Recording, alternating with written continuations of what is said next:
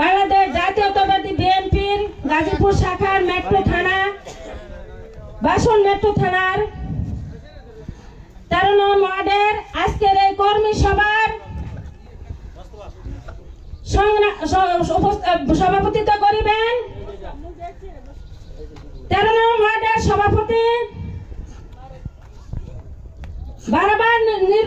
বারবার কারা নির্যাতিত নেতা, অনেক মামলা হামলা নির্যাতিত এক নেতা, আমাদের অনেক মুরব্বী ভাই আর দিক নির্দেশনা আমরা অনেক রাজনীতির অনেক কিছু শিখেছি। আমার অনেক কাছের ভাই মজিদ তালুকদার আজকে এই প্রোগ্রামের এই কর্মী সভার সভাপতিত্ব করবেন বাসন থানার প্রধান অতিথি, বাসন থানার সম্মানিত সভাপতি এবং তানভীর সিরাজ ভাই, এবং আজকে আমাদের মধ্যে আরো উপস্থিত আছেন তার সহধর্মিণী জয়না সিরাজ ভাবি,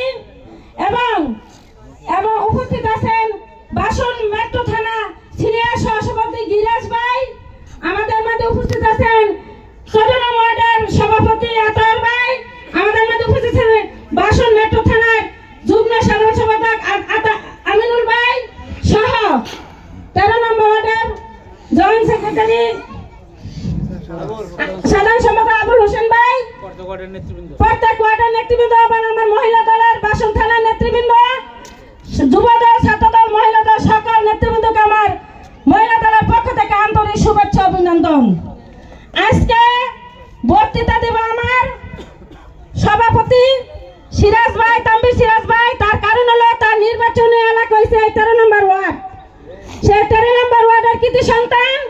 আমি জন্মের পর থেকেই সবসময় যেদিন থেকে বুঝছি মান্নান ছাড়া হাত ধরে যেদিন থেকে রাজনীতিতে আসছি তখন আমি তানভীর সিরাজ ভাইকে ছাত্র জীবন থেকে চিনি। সে রাজনীতি করতে করতে মানুষের সেবা করতে করতে এই পর্যন্ত অনেক কিছুই করেছেন, কিন্তু নিজের জন্য কিছুই চিন্তা সে করে নাই। সে এখন দুইবার নির্বাচন করছে আপনাদের এলাকা থেকে। কোনদিন এই স্বৈরাচারী শেখ হাসিনার আমলে সে ভোট পাইয়া সে তাকে অনির্বাচিত করেছে। আমি ছোট মানুষ হিসাবে, আমি একজন রাজনৈতিক কর্মী হিসাবে, বাসনের কর্মী, জেলার কর্মী, সব জায়গায় আমি বিএনপির একজন কর্মী হিসাবে আপনাদের বোন হিসাবে আপনাদের কাছে অনুরোধ করতেছি, আপনারা এইবার সিটি কর্পোরেশন নির্বাচনে ভাইয়ের নির্বাচন যদি ভাইয়ের সুস্থ কামনা করে যদি ভাই নির্বাচন করে, আপনারা ভাইয়ের কাছে একটাই দাবি করছেন, এই যে রাস্তা দেখলাম, রাস্তা এত খারাপ, আমার ভাইয়া আমি শুনছি কবরস্থান এগুলো সবকিছু বলে ভাই করে দিবে।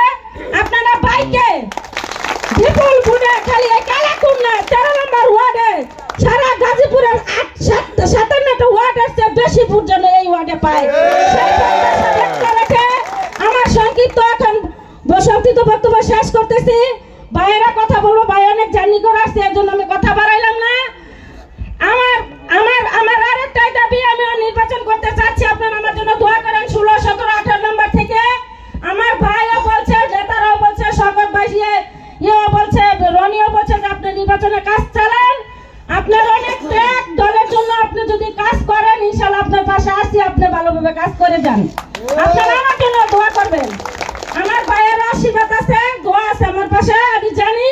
আপনারা সবাই দোয়া করলে ভাই ভালোভাবে থাকলে, সব নেতা থাকলে, আমি আমার ভাই সবাই মিলে এবার এই স্বৈরাচারী শেখ হাসিনার আমলে তো আমরা কিছুই করতে পারি না, আমরা আপনাদের সেবা করার চেষ্টা করব, আমরা প্রাণপান দেওয়ার চেষ্টা করব।